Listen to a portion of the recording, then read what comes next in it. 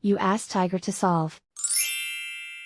This deals with linear equations with one unknown. The final result is p equals 1. Let's solve it step by step. Group all p terms on the left side of the equation. Add 2p to both sides.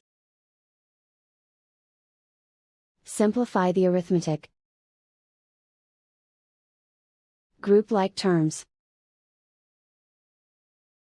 Simplify the arithmetic.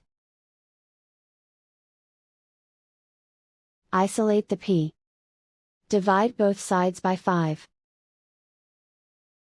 Simplify the fraction.